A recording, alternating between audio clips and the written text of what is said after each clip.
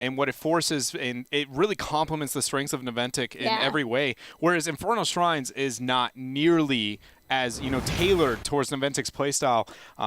So I am a bit fearful because Tempo Storm I do really think can just macro game over their opponents here, and Naventic really needs to make sure that when they get the fights, they take them wholeheartedly, full committing, and punish Tempo Storm. Now I'm wondering if Noventic bans Kerrigan here, but at the same time, I generally expect Tempo Storm to be the one to ban Kerrigan. They haven't always had a ton of success with her. Even on this, but they're going to make it work here. They don't have ETC to back up, and that's a great ban for Noventic, especially since Fury has been doing such a great job with ETC. Not only has he just been doing so well, Fury himself, his mosh pits have been outstanding so far today, but ETC is an absurdly dominant warrior right now. He's a little bit of everything. He's very, very good. So when you remove one warrior with Tempo Storm in their draft already so far, I like that they do that, and then I hope to see them prioritize, as I say that they don't, a warrior, maybe a bit of their own, and try and dictate the pace of the draft on the warrior side of things. But instead, the Ragnaros Malfurion lock-in here for Naventic. Well, Ragnaros will be able to help in the defense of any Punishers that Tempo Storm picks up, especially now knowing that Tempo has Kerrigan. As well as once they start to take some structures down, he can even steal the destroyed structures of Tempo Storm to enhance the siege of Tempo. I'm wondering if either team will pick up Sylvanas here. Yeah, and that is a good question, actually. Sylvanas is very scary. Also, with Kerrigan picked up, Tempo Storm's really, obviously they've favored the Tyrael, and Greymane with Flask build on this map is something that could come out as well for them. For now, though, I don't know. Are we going to still see them favor the Kharazim like we saw in the last two games? I hope not. Tyrael, Zarya. Okay, so I think that's a really good duo. Zarya, obviously, I favor Tyrael so much. I absolutely love everything about him. I think he's like first pick, first ban at all points. But Zarya is very good on this map, not only because the sustained fight and the shielding, the front line is so dominant, but more than anything, almost every one of the shrines themselves have a very tight chokehold that you have to walk through, and she will punish your team whenever she can. They may still be able to go Greymane. Generally, it's Sam who plays both Kerrigan and Greymane for Tempo Storm, but that team is very flexible. They have Cattle and Sam, even Cawthon. I think Cawthon has probably played Greymane in the past. So if that's something that they still want, with the protection of Tyrael and Zarya, there is a possibility. I do think Cattle will be the one playing Zarya, though. We already have to consider, too, I harped on it a bit in the last draft, and now moving on this one, Diablo, ETC, Zarya, Tyrael, all off the table here, already for Naventic. I expect Tempo Storm to maybe even ban another if they're afraid like of Johanna. Johanna, anything that they would be afraid of. And the Medivh ban coming out for a Naventic for the Undying. They're a bit afraid of the Medivh Zarya. That is surprising, because I would have even considered the deny pick of taking up the Medivh, and it's a soft response to Kerrigan. Kerrigan is so burst focused and very, very telling when she's going to put it out there. You can just pre-shield and proceed to not lose any HP for your team. So unique choice here. But does Tempo Storm decide that they want to lock out the Warrior, or if they're going to, are they afraid of something else? I'm not surprised if they do go with the Tychus. I think that makes a lot of sense. Again, he is very dominant, and they have a lot of warriors. Tychus potential ban for Tempo Storm. I think the other one would be Johanna if they consider anything else. That's something that they have been banning in the second phase most of the games so far this series. But it has been not only a damage dealer that would be good versus the double warrior, but something that Naventic has been liking to play this series too. Noventic in this next rotation, I think they have to tread lightly. One step in the wrong direction, I feel like Tempo Storm has a pretty big plan for their next rotation of picks. So we still are looking for any kind of a frontline and warriors, sustained DPS into the mass survivability, but also anti-burst in the fact that they do have the Kerrigan and probably a backliner that will be able to punish as well. And Malfurion struggles there. So what is that? Tassadar is my first thought. Tass, and then I want to see somebody else who can, do something in the front. They need more health bars. Noventic seems to really be neglecting anybody kind of, who's beefy, not so squishy heroes. So you want Tassadar, a warrior, and then someone else in the front line, maybe even 2 warriors? I would, no, well, now that we have Rag, you can't. I do think that, like, you need Tass as a pseudo-support. You need another form of supporting with the Malfurion here. Instead, they obviously are opting not to, and they're going to run the solo warrior as well. But I just, between Tyrael, Kerrigan, and Zarya, there's way too much health bar, survivability, damage for any one, for triple backline can't get rid of it. Traditional support just can't out-sustain it. I just really think that it needs more consideration of, you know, how can we help Kenma keep the rest of our team alive? And Ragnaros is really not that great at that, or Gul'dan or Vala. It seems to me like they're saying, okay, we'll just win the race at the shrines, but they're up against Kerrigan. Yeah, I don't see that happening. And then the Uther on top of it. So if you ever thought you were going to be able to kill anybody, the Uther proceeds to say, not today. That was a unique choice. I don't know if I would have been like, yeah, I want to see the Uther. Only if there was a bigger hyper Kerrigan, hyper carry, like the Greymane. It's the Kerrigan. Yeah, I do love the double invulnerability and survivability of Tempo Storm's composition, but Uther isn't bad, but I don't see him as outstanding over any other support. I think it's mainly a June pick. I mean, he's been playing off-meta supports-ish, you know? They're like, June, what do you want to play here? Do you want to play Morales or do you want to play Brightwing? How about Uther? Kharazim till I lose, Uther? and then when Kharazim's off, we lost a game. What do you want to play now? I'm really feeling Uther. Yep, it's Uther. Next is going to be Medic if they lose again. But either way, the draft here for Tempo Storm, I am confident in saying that I feel like this one is very heavily weighted into their favor, and it really does start, I think, all with the, again, warriors that Noventic proceeds. They're like, what warriors? They're willing to even take the variant. Well, guys, I want to hear from you. Tweet your light abandons snowman impressions, if you will, using the hashtag HGC. We're about ready to get into this game. But last-minute thoughts, you said you like Tempo Storm's composition. Yep. What does Noventic need to do then to be able to beat this constant shielding? I would say focus more on macro, less on team fighting, hopefully waiting for somebody to make a mistake in the long run. But again, when you consider Tempo Storm versus Noventic, you go team fighter versus macro, and now you need that to be turned. I don't think that they're going to be able to mount-macro them. So I think it's going to be just catching Tempo Storm off guard, being somewhere where they don't expect them to be in some way, is my first thought. I love Tempo Storm's composition. It maybe lacks a little bit in just raw burst, but it's Infernal Shrines, right? We're going to have those long fights. We're going to have the wave clear. And you've got a Kerrigan.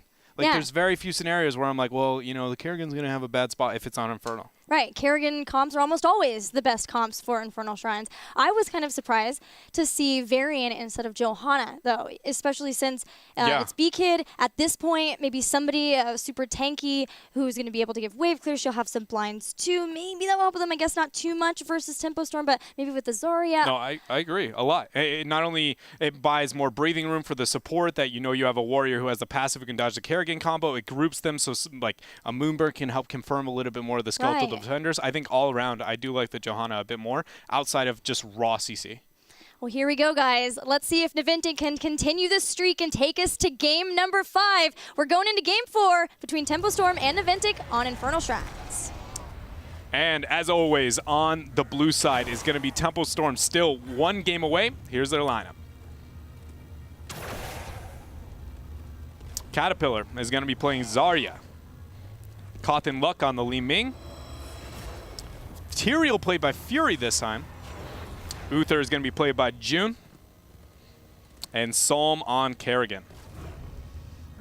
And over on the red side, down one game in the series, it's Team Noventic with Big E, Big Impact playing Gul'dan, B-Kid playing Varian, Malfurion played by Kenma, Tomster playing Ragnaros, and Zuna will be playing Vala. So a few changes when it comes to the heroes for both teams, actually. Zuna was the Rag that we saw earlier today from them, and then also having Fury on Tyrael versus having Cattle. Granted, Cattle had moments of pretty solid play. His Sanctifications were never, I would say, they were never bad, but they weren't necessarily the most game-changing. He did have a couple good, but overall, I do think there was a little bit of room for improvement. Kenma getting caught out by the combo on Psalm. June is gonna throw out the Frisbee, not gonna be needed as Psalm confirms the kill. Again, Kenma getting picked out on the Malfurion. His positioning on that hero again and again is just a little bit too aggressive. the Tyrael versus Zarya versus ETC for me seems to be whatever Fury is going to be stronger on of the two. With the ETC earlier on, but then I know Cattle is a big Zarya player and plays a lot of Zarya and is very comfortable with being able to keep the energy up. So I think from that, it was who was going to be the better Zarya player here to help with our team's damage. Yeah, that could be the thought process coming out for them. But overall, Tempo Storm right now, even though they haven't done a whole lot outside of the pick onto Kenma, you can just see from the rotations and everything that they're doing that they do have a far better grasp already in the early part of this game. When it comes to Shrine control, I think it only gets even more severe for Tempo Storm in their favor. The only thing Noventic really does have is just raw poke, but I don't think they're, like, look at how many shields exist on the side of Tempo Storm. Raw poke isn't really, I don't think it's going to be enough here unless somebody really makes a mistake, but we're about to find out because our first Shrine phase is going to be spawning here on the bottom side. C team starting to head down there. Tempo Storm wants to clear out there. No, they're very close to level 4. If they can get that talent tier advantage just slightly, it puts them at a better start for the Shrine. Heading in, Som's going to activate and start doing what Kerrigan does best on Infernal Shrines, wrecking those Shrine Guardians. Already going in, combo is going to end up hitting onto Thompson. They're in a tough spot, immediately falling down. Good response, damage onto Som. Som goes down with big impact, hitting a huge Q on the backside. Zuna is zoned out here by Fury, so 1 for 1 so far. I'd say still going to be a winning trade, though, for Tempo Storm because they are up 19-20 skeletal defenders here over Noventic. They are, but Noventic did take down Kerrigan, the primary person. Beacon jumps in again with the charge. And Zarya is rooted in the back. Tempo Storm doing what they can to continue what Kerrigan started and take down the Shrine Guardians. Kerrigan is starting to head back, as is Ragnaros. Soon it'll be a 5v5 yet again. Yeah, very good job there from Fury to be able to last hit those 3 with his smite as well. And Noventic is now given up on the first Shrine phase here. Tempo Storm will be able to pick that up as everybody else has responded to go soak into the side lanes. Tempo Storm now will be able to secure themselves a little bit of experience with the siege here. But overall, you know, it's a pretty passive game. Good job, though, on the side of Noventic to be able to get that kill on Assault. Looks like Tempo weren't too concerned with jumping in with the Punisher. Otherwise, we would have seen them focus on a small wall first. Instead, getting one of the towers and letting the Punisher punch down at the other one. Playing the safe game. And with the defense of Tomster, it makes a lot of sense. You have to be so careful when you are sieging versus a Ragnaros, because whenever you're in that Molten Swing range, when he goes into Molten Core mode, that can be an insta team wipe if you guys don't play that right. No, it is absolutely terrifying to be able to siege into the Ragnaros here, but the rest of Tempo Storm, keep in mind, Tyrael still up in the top lane here. Cattle's caught out quite a bit. The slow will land onto him, and he ends up falling here. Noventic does get the pick. June's in a tough spot. The stun and confirming the kill as well, so very well done. Noventic being the aggressors and being able to pick off Tempo. That's another situation where it probably could have just been 1 kill, but going in to try to save, netted 2 kills for Team Noventic, and whatever experience was given over to Tempo Storm from winning the Shrine phase now has been evened out by Team Noventic. It's 7 versus 7 all rounds.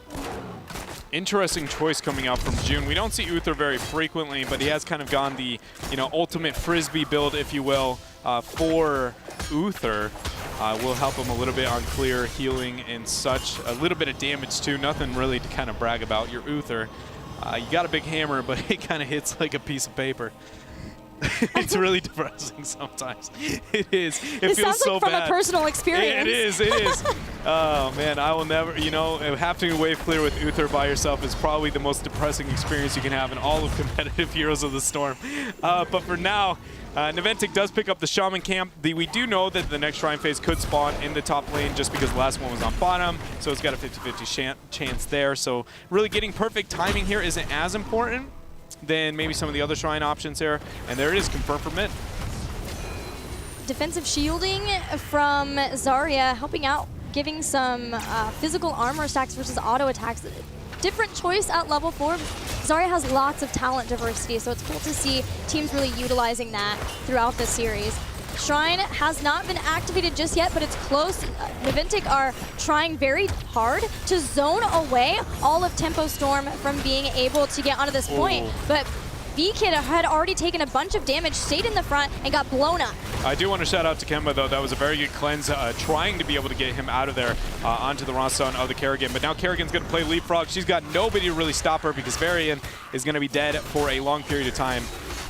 Zuna should try and be able to steal as many as possible, but again, it is really hard to move into Psalm on the Kerrigan now that they're at this point of the game. Psalm goes in there having Fury with him, but the combo is not going to be able to land. I don't even know if it was completely attempted. It just looked like a raw stun.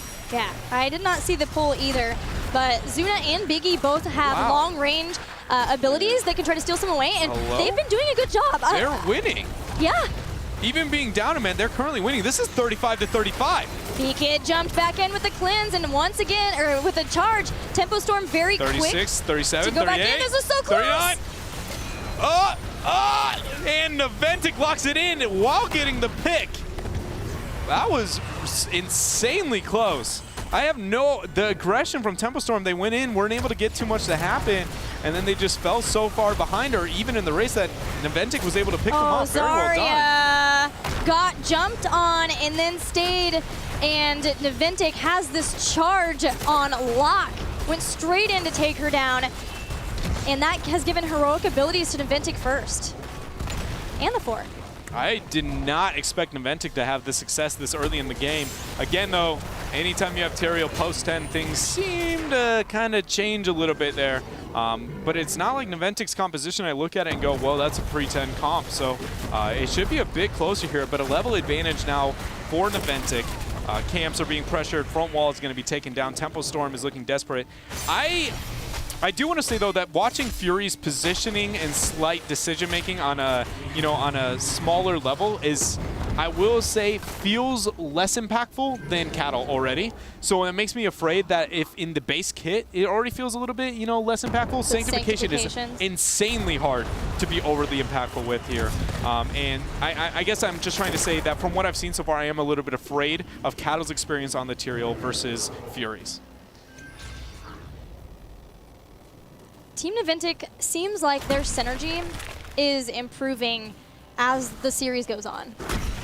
It's something that at the very beginning was just like, what is happening in these games on Cursed Hollow as well, but in the last game and then this one too, even when B-Kid dives deeper, there's more follow-up. They're on the same page versus B-Kid just diving or Zuna coming around from the backside for a flank or whatever. People doing their own thing and then calling it out after. It seems like maybe just things are settling down for them.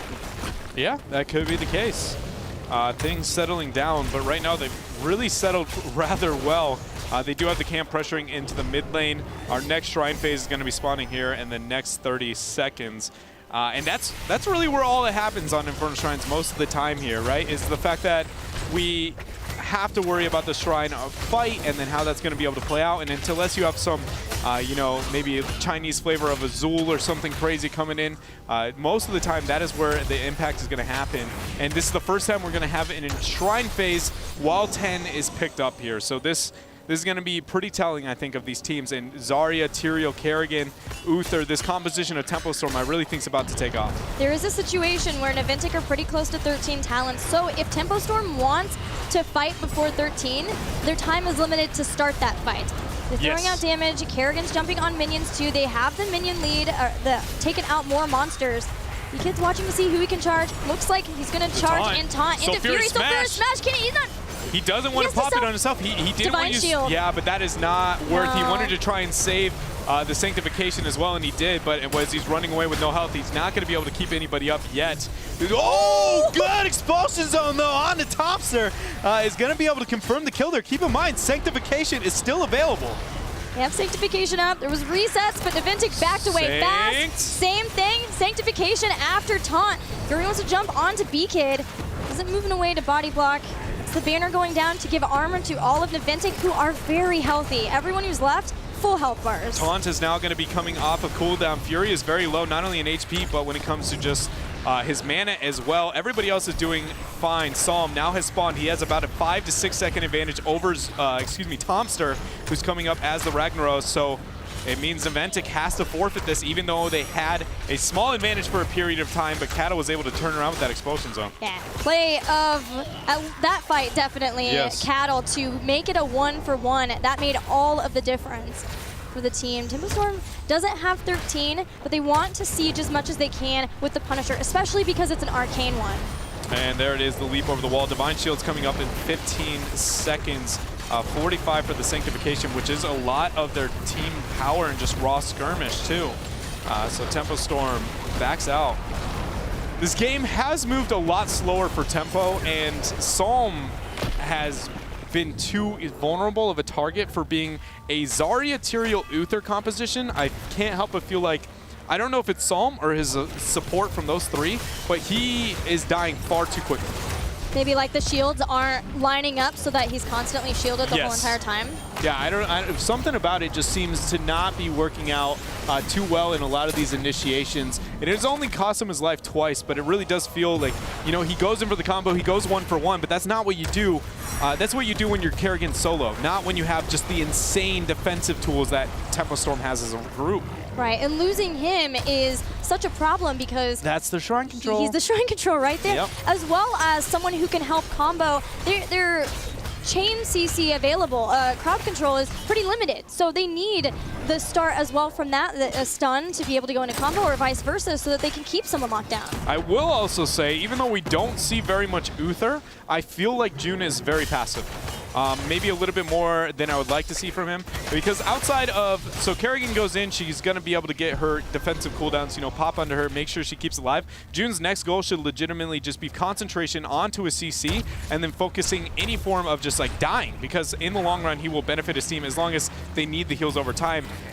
Which they have needed after Sanctification is used. So June, I would like to see a little bit more aggressive, maybe looking for an interrupt on Horrify, maybe Twilight Dream, getting one of the squishies caught out here, rather than kind of that sit back and heal approach that works for a lot of other supports. What do you think of Cannoneer with Calamity instead of Illusionist?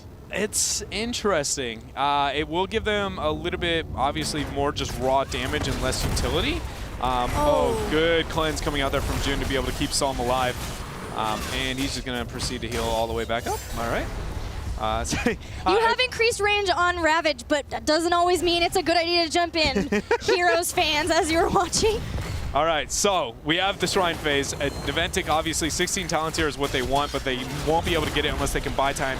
Let's keep our eyes on Psalm and Fury. Their initiation, their leapfrog, and really what is kind of the lack of coordination between the two set things apart. Good stun, though, is going to land onto Thompson, and a big Sanctification. Sanctification plus Maelstrom, too, so that's going to start building up shields, but Horrify hits so many of the members of Tempo Storm. A silence to follow. Kerrigan has already been taken out, and the rest of Tempo Storm are left to run away. Yeah, and Tempo Storm is just not been able to keep that Kerrigan alive in any situation here, and she ended up just dying. But there was a great Horrify directly after the Sanctification. At Tempo Storm is grouping and trying to make things happen. Just they're losing Kerrigan far too quickly for anything else, and Li Ming's their only backup damage, and half the time you're on the Shrine, Li Ming can't get that damage out. With those kills, with this Punisher, 16 is here for Naventic. You can start working on a small wall if Varian wants to dive in along with the Punisher. We've got lots of follow-up damage. We're going to have a pause. Yeah, thank you. Just small pause. We'll get back to it as soon as possible. Thank you for being patient, but I opened this game by saying I felt confident in Tempo Storm's draft, and every single Shrine phase, Kerrigan dies, and everything gets really ugly really fast. So I'm trying to figure out why that is. There is a lot of like AoE response post-Sanctification, but yeah, I don't know. Things are. I'm trying to figure out why Noventic is as confident as they are. Yeah. But we have the game ready again, so we'll be jumping right into that, guys. Here we go again on Infernal Shrines. You know, I can't figure it out either, but you know who does need to figure it out is Tempo Storm. Yeah, and fast. if they want a shot here. But there's the leaps off cooldown in 2 seconds, so we need everybody's HP to be pretty high. Psalm is dancing around. I thought did it just leap before? Oh, there it is. All right, well, it was not as short as I expected it to be there. The leap coming out, so Psalm's going to be able to survive. 16 has been picked up, but Keep is going to be going down here. Tempo Storm for the first time on the back foot. Tempo would have loved to be able to keep that keep alive. That's a problem later on if Noventic wants to push in for a core rush. Oh, ho, ho. Beavers. Cattle sees it. You can't fool Cattle. You're all off the map. But Noventic here, they're not going to give this up for free. I think Cattle's trying to bait this fight because they think that they have strength in chokeholds, but I don't think it's enough strength to justify into a 16 tier as Noventic comes in and says, hey, surprise, we'll take that. There was no holy ground yet. There was expulsion zone, but I'm not sure, again, if you really want to start using all of those abilities, holy ground would have been fine, but sanctification and the like for a mercenary camp that can be cleared up really fast. But that'll be most likely a forfeited fort here. Everybody else has already moved off from Tempo Storm. Cattle is poking and prodding here and there, but the rest of the team are trying to soak lanes to get 16, so maybe they can get a big fight, get some takedowns off of Noventic before the next shrine phase. Nope. Wow, no forts down at all. Nope. For Noventic. Not a thing here. Noventic.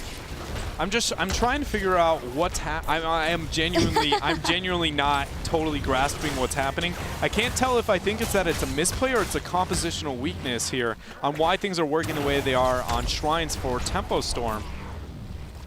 The Kerrigan's going in, they're making a couple of things happening. Like in the early game it was this way and it's the same in the late game, but the Gul'dan, as the game goes on, obviously he's going to rise in strength and their composition overall gets this strong.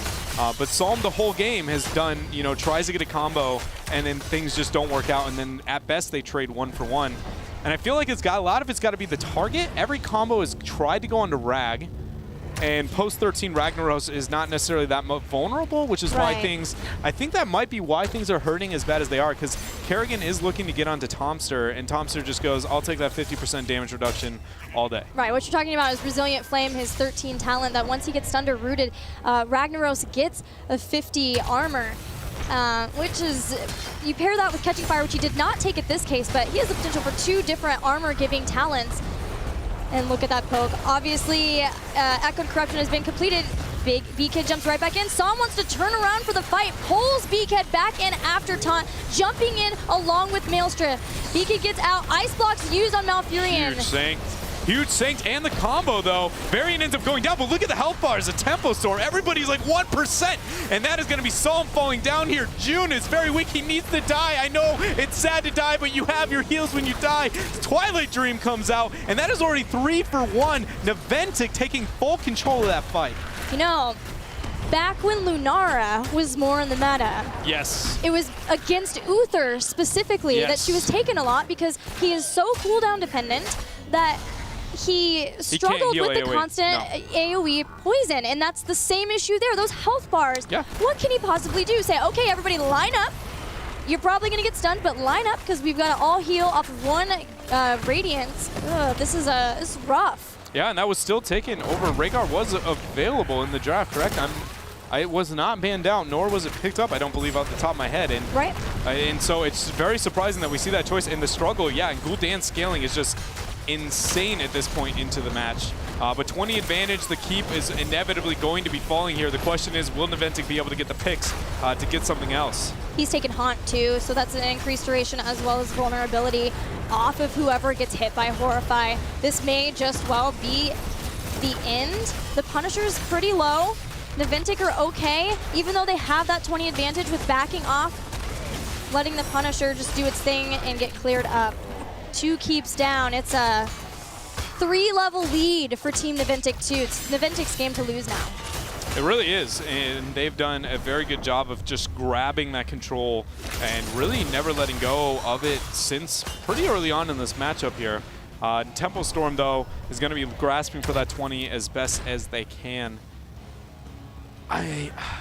This whole game is like a huge question mark for me. I'm trying to figure out the pieces. What about, there's nobody really besides Uther, right, to try to follow up with the combo? Maybe they just don't have the stun lock timing? No, I definitely think Tempo Storm can't take a fight on the shrines anymore. Like, the fact that they keep doing that and keep losing, I genuinely feel like it's just not a territory they want to fight. But now they're choked in here. There is no sanctity. Oh my goodness! Okay.